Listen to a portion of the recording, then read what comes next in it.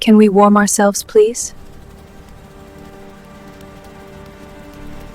The desert night was brutal and unforgiving, a vast darkness that seemed to swallow hope itself. Samuel Cross sat by his fire, watching the flames dance and leap, each movement a small defiance against the encroaching cold. He'd been riding for 3 days straight, driving cattle across country that wanted nothing more than to kill him, and he'd finally made camp in a sheltered canyon where the wind couldn't reach him with its full fury. The fire was small but steady, burning mesquite with that smell like smoke and bitter memory. He was 44 years old, and he'd spent the last 20 of those years avoiding attachments. It was easier that way, easier to move from ranch to ranch, never staying long enough to be missed, never building roots deep enough to hurt when he had to leave.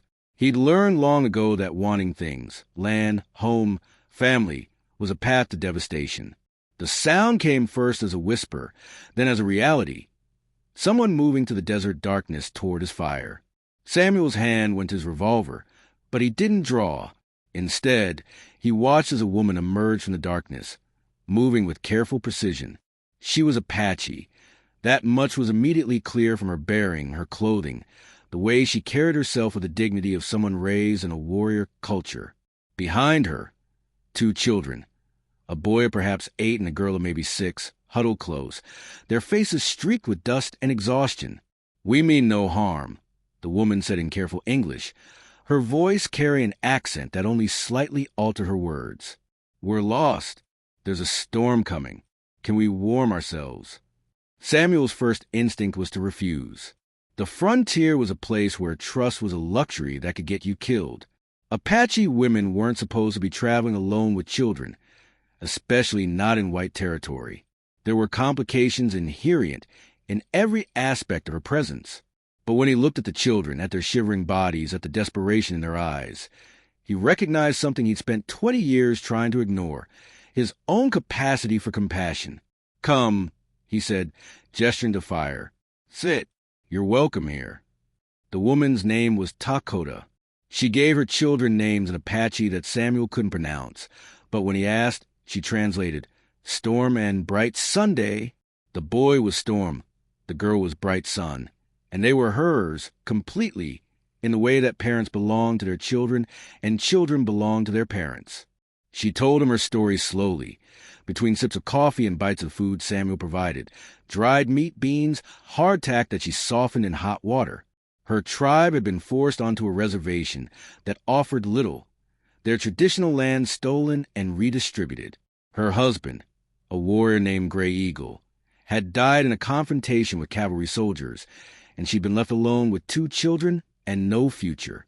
"There are men who come to the reservation," Takota said quietly. "Men who offer money for women, for children. I heard them speaking about Storm, about taking him to work in mines. I couldn't allow that. So I took my children and I left." "Where were you going?" Samuel asked. "West," Takota said. "Away. I thought maybe I could find work. Somehow survive. But we've been walking for 2 days, and I'm not sure we'll make it." Samuel studied her in the firelight. She was perhaps 35, with a kind of face that suggested she'd been beautiful before hardship marked it. But there was still strength in her features, still intelligence in her eyes, still the kind of presence that suggested she was accustomed to commanding respect. "You can stay here tonight," Samuel said. "Tomorrow, we'll figure out what comes next." Morning came slowly, painting the sky in shades of orange and rose. Samuel had been awake for hours, having given his bedroll to Takota and slept by the fire himself. He'd spent the night wrestling with complications that extended far beyond simple kindness. An Apache woman traveling with a white cowboy would be noticed. They would be questioned. There would be assumptions made about both of them that would be ugly and probably dangerous. But when he watched Takota wake, when he saw her gather her children and pull them close, when he recognized the absolute devotion she had for them, he understood something fundamental. Some things mattered more than safety or reputation. "There's a town," Samuel said, "about a day's ride east. It's not much of a place, but there's work there, and it's far enough from the reservation that the cavalry doesn't often patrol. I could take you there." Takota's eyes registered surprise. "Why would you help us?" Samuel considered the question with the honesty it deserved. Because I've spent my whole life running, he said. From connections, from responsibility, from anything that might require me to stay in one place. I think I've been running the wrong direction. Maybe helping you is a way of starting to run right. The ride to town was complicated by the children's pace, but Samuel adapted his usual speed, letting them move at a rhythm they could maintain. He taught Storm to ride more efficiently, showed Bright Sun how to sing songs to pass the miles. By the time the town appeared on the horizon, the four of them had begun to form something resembling a unit. The town was called Redemption, an ironic name, given that most of the people there were running from their own complicated pasts. The general store owner, a woman named Mrs. Patterson, took one look at Dakota and the children and immediately began assessing their situation. "You can work here," she said without preamble. "I've needed help for months. Store work, inventory, some cooking. I'll provide room and board for you and your children. The pay won't be much, but it'll be honest work, and you'll be safe here. Most of the people in Redemption are too broken themselves to judge anyone else." Dakota looked at Samuel, and he nodded. "Mrs. Patterson's word is good," he said. "You can trust her." Samuel stayed in Redemption for 3 weeks. He told himself it was just to ensure Dakota and the children were settled, just to make sure they were actually safe. But in truth, he was discovering something he'd avoided for 20 years. The pleasure of genuine connection, of watching a woman move through her day with competence and grace, of helping children understand that the world contained kindness alongside cruelty. He taught Storm how to work with leather, how to repair tack. He built Bright Sun a doll from scraps, something with character and presence. And he spent evenings talking with Dakota, learning about Apache culture, about her losses, about the resilience it took to rebuild a life from nothing. "I need to leave," he finally said, the words coming harder than he'd expected. "There's a ranch in Wyoming that needs hands. I promised him I'd be there by winter."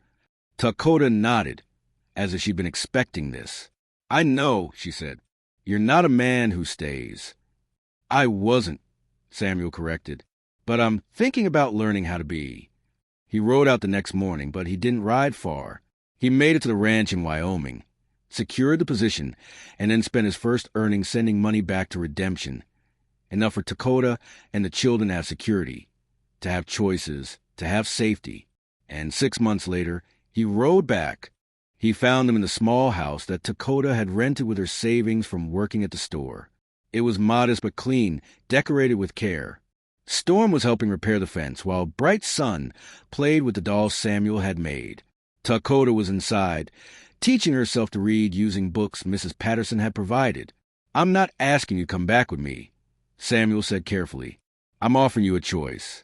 I bought land in Wyoming. It's a working ranch with a solid cabin. I want to build a life there, and I'd be honored if you and your children would build it with me. Not because I think you need rescuing. You're stronger than anyone I know.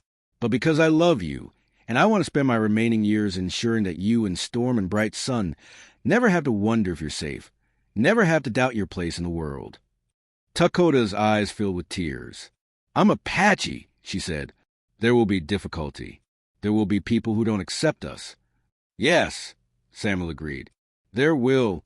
But there will also be people who understand that love transcends the boundaries people try to create between us. And there will be a home where you're completely welcome, completely valued, completely safe." Dakota reached out and took his hand. "Then yes," she said. "Yes, I'll build a life with you." The wedding happened a month later, presided over by a circuit preacher who didn't blink at the union of an Apache woman and a white cowboy. Mrs. Patterson stood as witness, along with Storm and Bright Sun, who carried flowers they'd picked themselves. Samuel had expected complications, and some came. There were people who objected to his choice, people who wouldn't acknowledge Dakota or the children. But far more people recognized something authentic in their partnership, a love built on genuine respect and mutual choosing, not on conquest or possession. Years later, standing on the porch of their Wyoming ranch, watching Storm work the horses with the skill of someone born to the task, watching Bright Sun help her mother tend the garden, Samuel understood that his refusal to answer the woman's simple question that night in the desert could have changed everything. But his choice to say yes to offer warmth, safety, and ultimately love, had changed everything in the right direction. Dakota appeared beside him, her hand finding his naturally, after so many years that the gesture required no thought. "Do you regret it?" she asked. "Staying? Building this life?" Samuel turned to face her, and in his expression was the answer, not just to her question, but to the one she'd asked him that night under the stars. "I've never regretted a single moment," he said. "From the second you asked if you could warm yourselves by my fire, my life began moving in the only direction that mattered."